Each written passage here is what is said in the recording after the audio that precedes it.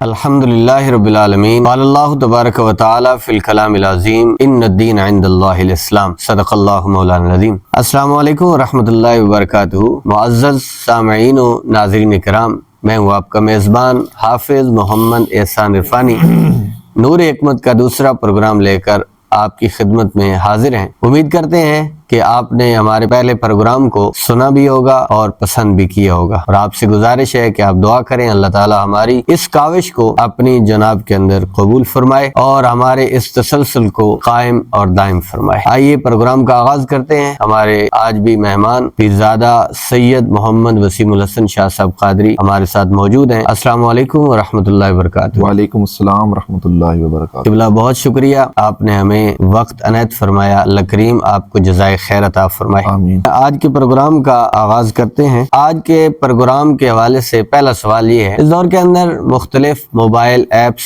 بھی لانچ ہو چکی ہیں اور انٹرنیٹ کے اوپر، گوگل کے اوپر مختلف ویب سائٹس بھی موجود ہیں، اور کمپیوٹر کے اندر مختلف سافٹ ویئر بھی لانچ کر دی گئی ہیں جس کے اندر قرآن اور حدیث کی کتب اور قرآن کی تفاسیر، یہ ساری چیزیں ایک کلک کے اوپر دستیاب ہیں۔ میرا سوال یہ ہے کہ کوئی بھی شخص ایک حدیث مبارکہ کو سرچ کر کے اس کا حکم لگا سکتا ہے یا نہیں؟ بسم اللہ الرحمن الرحیم۔ عرض یہ ہے کہ حدیث پاک کا یا قرآن حکیم کے ترجمے کا موبائل سے نکالنا، اس میں حرج نہیں ہے۔ حرج اس بات میں ہے کہ جو علم ہم موبائل سے نکال رہے ہیں اس علم پر ہمیں مہارت کتنی حاصل ہے۔ میں اس کی مثال دیتا ہوں۔ 13 سال یا 15 سال کا پڑھا ہوا ایک مفتی یا عالم دین جو مسند تدریس پہ بیٹھ کے لوگوں کو سالہ سال سے علم پڑھا رہا ہے، اور مجمع میں سے ایک ایسا شخص کھڑا ہوتا ہے جس نے صرف سکول کی اسلامیات کو پڑھا ہے یا چند وہ احادیث جن کو 40 احادیث کہا جاتا ہے جو سکول اور یونیورسٹی کے طلباء عموماً جس کو یاد رکھتے ہیں۔ اب وہ مجمع میں کھڑے ہو کر کہتا ہے جی مفتی صاحب، عالم دین صاحب، یہ حدیث بخاری میں آ گئی، یہ حدیث پاک مسلم میں آ گئی۔ حدیث پاک کا کسی کتاب میں ہونا یہ کمال نہیں ہے۔ سیاستہ کے اندر بھی کچھ احادیث ایسی ہیں جن کی سند درست نہیں ہے، جو احادیث موضوع ہیں۔ موضوع اس حدیث پاک کو کہا جاتا ہے کہ جو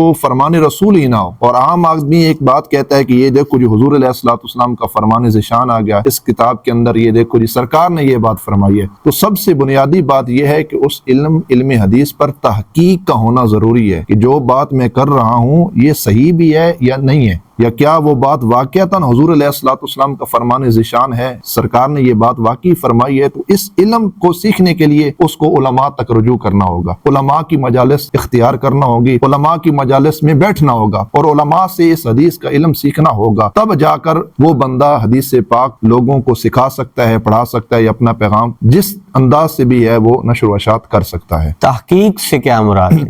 تحقیق کا لفظ بولا ہے۔ تحقیق سے مراد یہ ہے کہ مطلب ایک حدیث پاک ایک شخص اس نے عربی عبارت پڑھی ہے۔ تحقیق سے یہ مراد ہے کہ ہر حدیث کی ایک سند ہوتی ہے کہ وہ مختلف راویوں سے وہ ایک سلسلہ کڑی بکڑی چلتا چلتا حضور نبی رحمت صلی اللہ علیہ وآلہ وسلم کی ذات تک جاتا ہے۔ کیا واقعتاً وہ بات حضور نے فرمائی ہے کہ وہ بات آگے صحابہ سے چلتی تبع تابعین سے آتی پھر اس امت تک پہنچی ہے؟ کہیں ایسا تو نہیں ہے کہ جو بات ہم نے حضور تک منسوب کی ہے وہ حضور نے کہی بھی نہ ہو، اور پھر وہ حدیث پاک حضور نے فرمایا جس نے میری طرف ایسی بات منسوب کی جو میں نے نہ کہی ہو اس نے مجھ پر جھوٹ باندھا اور اس کا ٹھکانہ جہنم کے اندر ہے۔ اس کی مشہور جو مثال ہے کہ یہ ابھی رمضان شریف آنے والا ہے، آپ دیکھیں گے سوشل میڈیا پہ کہ حضور نے فرمایا جس نے رمضان شریف کی مبارکباد دی اس کا ٹھکانہ جہنم کے اندر ہے۔ تو اس سے یہ مراد ہے کہ حدیث کی سند پر تحقیق ہونی چاہیے۔ اچھا، رہی بات کہ بعض لوگ اب کہتے ہیں جی صحابہ کرام کا معاملہ ہو، حضور کی آل پاک کا معاملہ ہو، ہم کہتے ہیں یہ حدیث سیاستہ میں ہے، نسائی کے اندر ہے، ترمذی میں ہے، ابن ماجہ میں ہے، تو یہ کمال نہیں ہے۔ دیکھیں امام بخاری اگرچہ روایت لے کر آئے ہوں، امام مسلم لے کر آئے ہوں،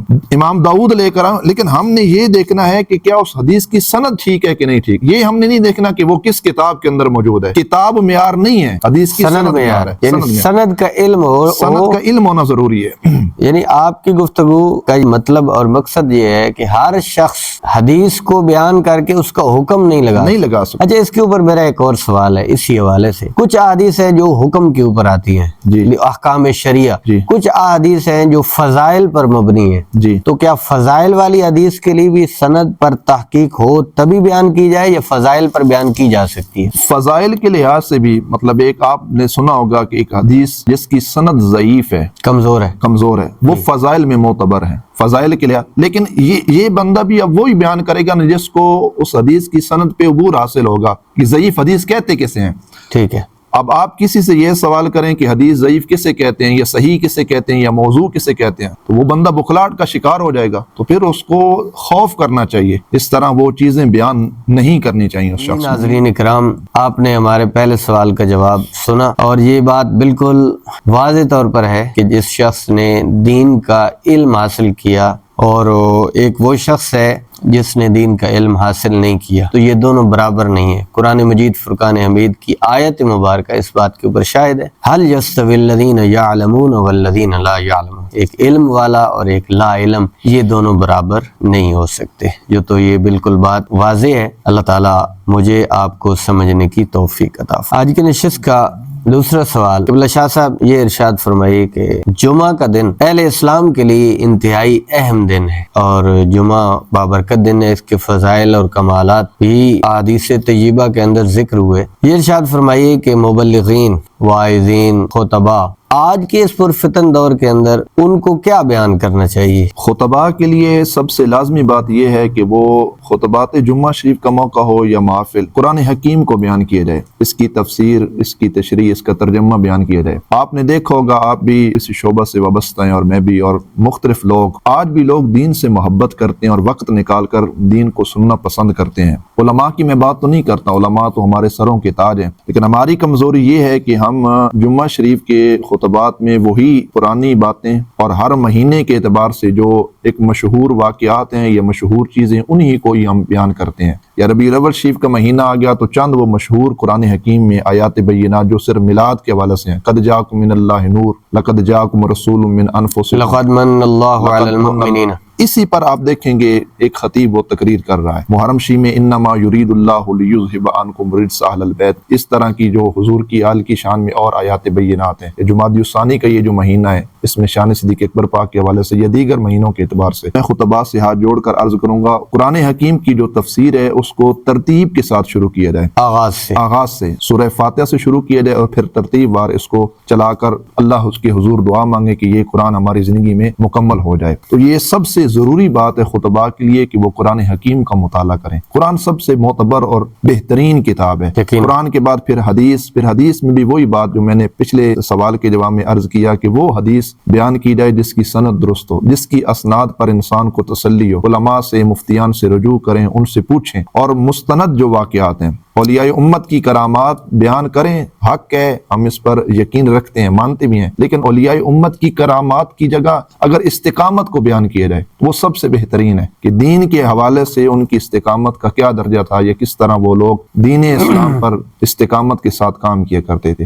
یہ علماء کے لیے انتہائی ضروری ہے۔ اور آخری جو بات ہے میرے ذہن کے مطابق کہ علماء کو وقت کی پابندی کا خاص خیال رکھنا چاہیے۔ نماز جمعہ کا موقع ہو، عیدین کا موقع ہو، کوئی بھی ایسا عبادت کا معاملہ ہو، لیکن لوگوں کی مختلف پریشانیاں ہیں، معاملات ہیں، لوگ وقت نکال کر دکانیں بند کر کے آتے ہیں، کوئی بھی معاملہ ہو، تو علماء جب وقت کی پابندی کریں گے تو لوگوں کے لیے آسانی ہوگی اور لوگ زیادہ جو ہے وہ دین اسلام سیکھنے میں رغبت اختیار کریں گے۔ یعنی جس طرح 5 وقت کی نماز جماعت کا جو وقت مقرر کیا جاتا ہے اسی کے اوپر ہی ہوتی ہے، یعنی 4 بجے کا ٹائم ہے، آج کل عصر کا 4 بجے کا چل رہا ہے، تو ایسا نہیں ہوگا کہ آج 4:05 پہ کروا لی اور کل 3:50 پہ کروا لی، یعنی مقررہ وقت کے اوپر تکبیر ہو جاتی ہے۔ اور نماز جمعہ کے اوپر بھی اس چیز کا جو ہے وہ خیال رکھا جائے۔ اچھا، کل نماز جمعہ کے ساتھ مجھے اس کو شکوہ سمجھیں یا میرے ذہن میں ایک آپ وہم سمجھیں، یا جو بھی جس چیز کے حوالے سے آپ اس کو لے جائیں، ختم کل شریف کے موقع پر ہم نے دیکھا ہے کہ صرف مجمع کی خاطر ایک خطیب اپنی تقریر کو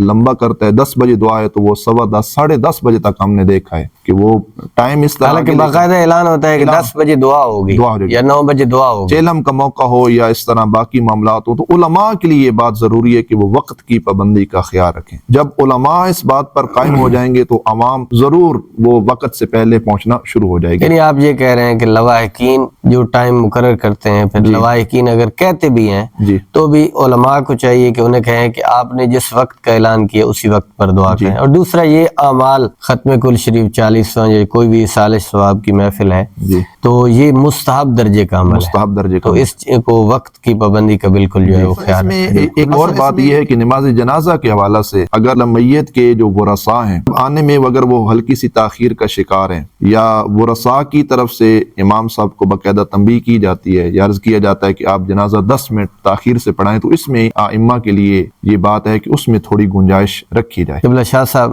اگلا سوال، اللہ تعالیٰ سب کو اولاد جیسی نعمت نصیب فرمائے، جتنے بھی بے اولاد ہیں اللہ تعالیٰ کی بارگاہ میں دعا کرتے ہیں اللہ تعالیٰ اپنے فضل سے ان کو صاحب اولاد فرمائے۔ عموماً یہ دیکھا جاتا ہے کہ جس کے ہاں اولاد ہوتی ہے اس کی یہ خواہش اور تمنا ہوتی ہے کہ میری اولاد کا نام ایسا ہو جو آج تک کسی نے نہ رکھا ہو۔ یونیک نام کی تلاش میں کئی دن لوگ نام نہیں رکھتے۔ کچھ ناموں کو دیکھا ہے کہ جو نام اصل میں ہوتے ہی نہیں لیکن اس کو بطور نام رکھ دیا جاتا ہے۔ اس حوالے سے وضاحت فرما دیں کہ نام کیسا ہونا چاہیے اور کیا نام کے جو اثرات ہیں یہ اس بچے کے اوپر مرتب ہوتے ہیں یا نہیں؟ لیکن بات یہ ہے کہ حضور علیہ الصلوۃ والسلام کا وہ فرمان ذیشان کہ سرکار نے خود ارشاد فرمایا تم نام اچھے رکھو، قیامت کے روز تم اپنے اور اپنے آباء و اجداد کے ناموں کے ساتھ پکارے جاؤ گے، اللہ کے حضور بلایا جائے گا۔ پھر حضور علیہ الصلوۃ والسلام کی مختلف احادیث پاک میں باقاعدہ ارشادات موجود ہیں کہ بچوں کے نام اچھے رکھے جائیں۔ اس پر جو ایک تحقیق ہے نا اسلام کے حوالے سے جو ہمارے علماء محدثین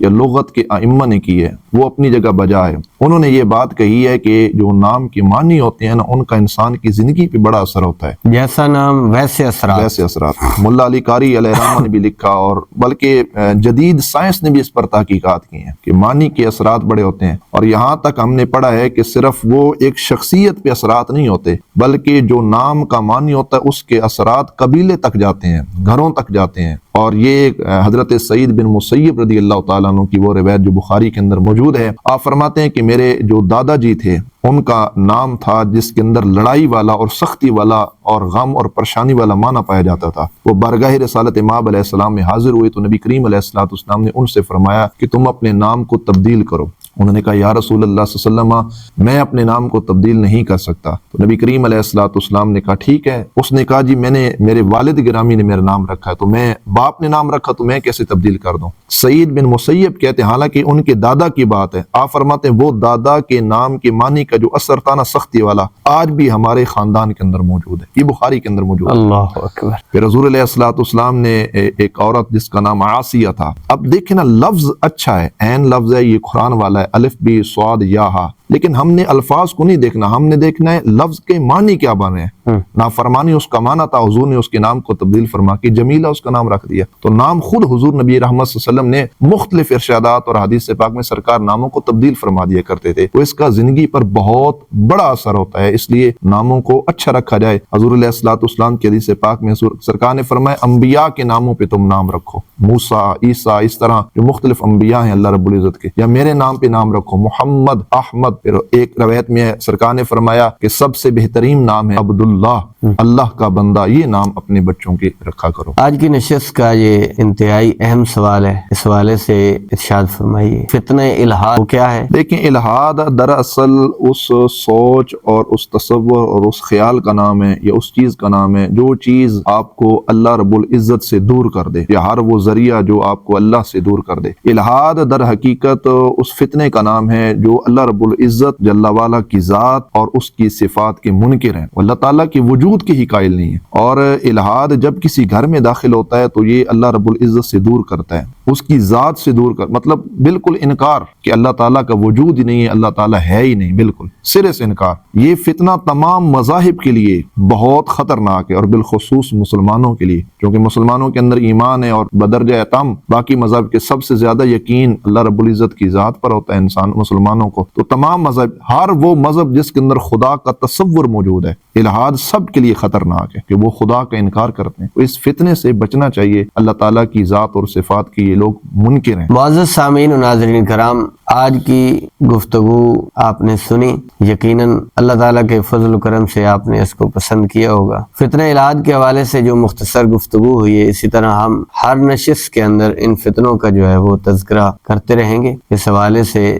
جو اہم باتیں ہیں آپ تک پہنچاتے رہیں گے۔ اگر آپ کے کسی بھی حوالے سے سوالات ہیں تو وہ سوالات آپ ہمیں ہمارے واٹس ایپ نمبر جو کہ اسکرین پر شو ہو رہے ہیں، آپ ان کے ذریعے بھی ہمیں آگاہ کر سکتے ہیں۔ فیس بک اور یوٹیوب پر کومنٹ کے ذریعے بھی سوالات کر سکتے ہیں۔ انشاءاللہ تعالی آئندہ آنے والے پروگرامز کے اندر جس طرح ممکن ہوا آپ کے سوالات کے جواب دیے جائیں گے۔ تب تک کے لیے اجازت، اللہ حافظ۔